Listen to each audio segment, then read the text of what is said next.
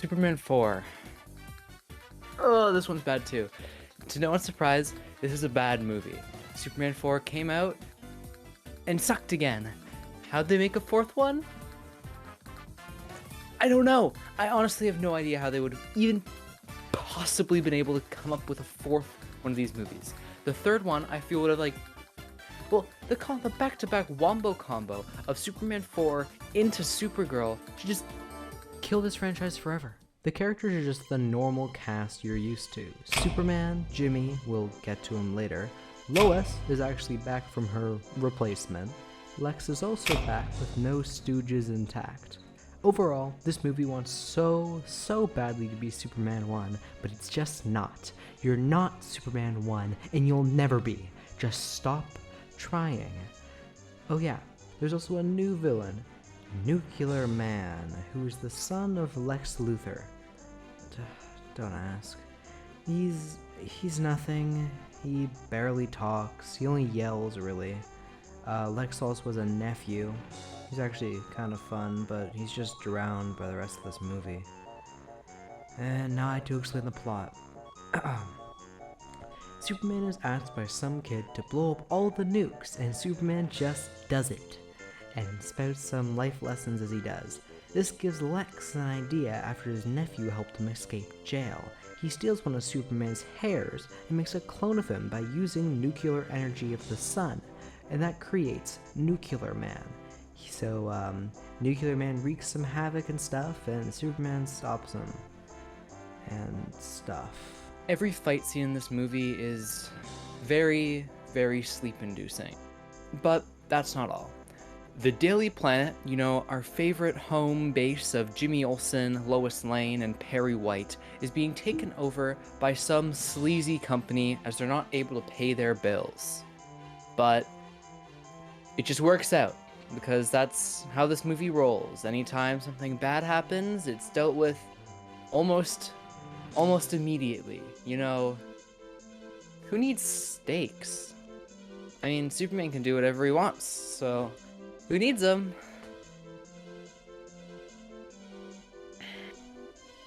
This movie is just so overly positive around every corner. I'm a positive guy, but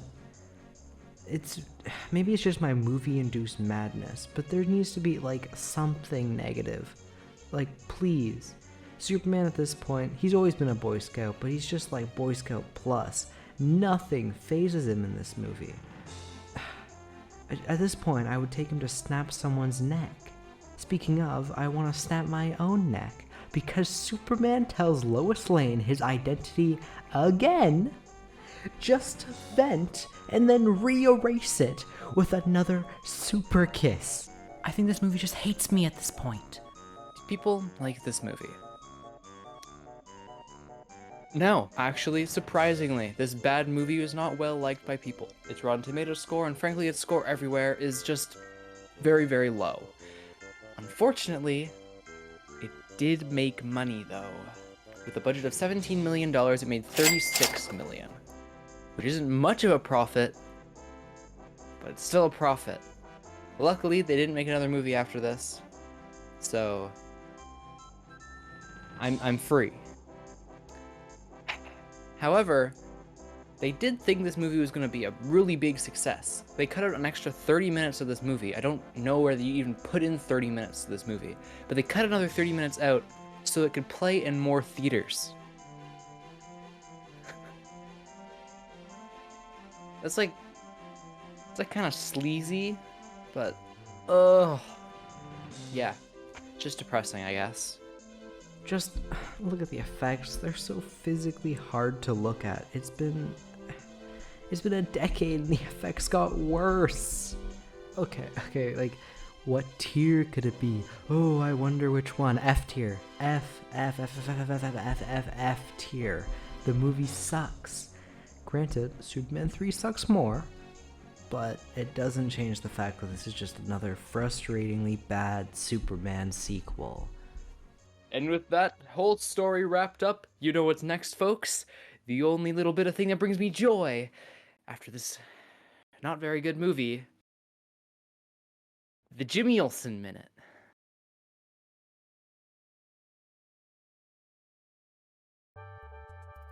You bozos thought I was going to switch the mirror over there, huh?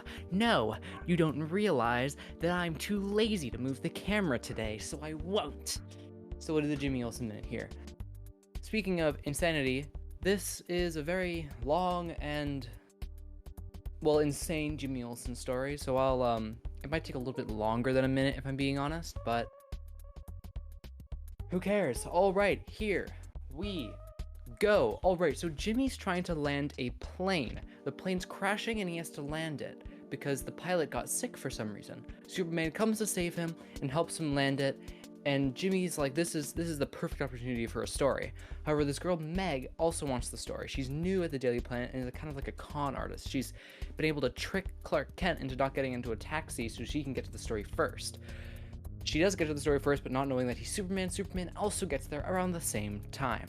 It doesn't matter though, because stuff happens and they're all trying to chase this wild story about people falling unconscious. They're in their car and a truck tries to collide with them. Luckily, Superman, who's in the car, saves everyone, including the other driver, only to find out that the other driver is also knocked unconscious. How could this have happened? We don't know. But Jimmy Olsen, out of the corner of his eye, sees a car with a doctor in it. This doctor he knows from a previous story he did about a doctor who recently went crazy. They end up following this doctor to his evil lab, or they try to, but Meg, once again, cons them out of the way and gets there first, and she's kidnapped because, I don't know, it's like the 60s, and she's a woman, and that's just what happens. But it doesn't matter. She gets kidnapped, and the doctor explains that he thinks overpopulation is a horrible problem and humans cause more pollution than anyone else. So he's invented a death ray just to haphazardly shoot some people with the death ray and kill them. However, it's not working, it's just knocking them unconscious. But he's refined it and he's going to test it on Meg and see if it, I don't know, kills her. Before that can happen, Jimmy Olsen breaks in and stops them. And the doctor has a heart attack. However, you find out his son, who agrees with the doctor, also was there and recently escaped during this whole mix-up. So they go to try to find him. They rip off his clothes and it's Superman, just like the cover that I forgot to show you. Jimmy Olsen goes, "This proves you're the killer, Superman." Sorry for not showing you earlier. I was too busy with this wild story. But it's actually the son who's been tricked into thinking he's Superman because he idolized Superman but didn't like that Superman didn't solve overpopulation.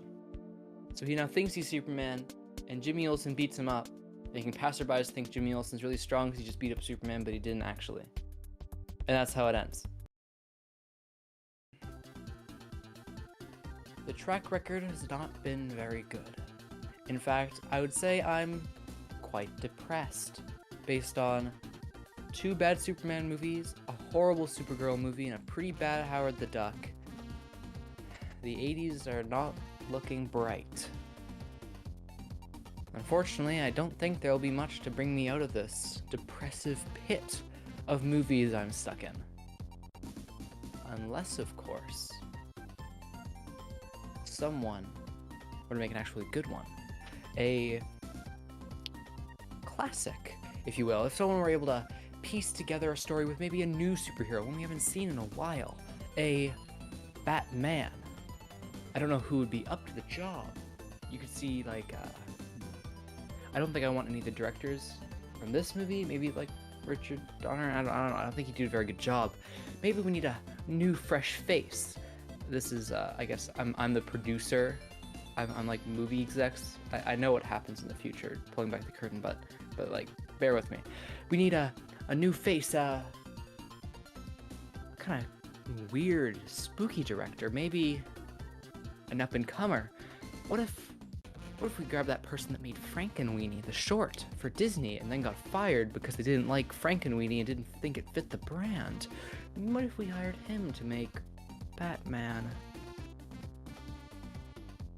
Nah, that could never work.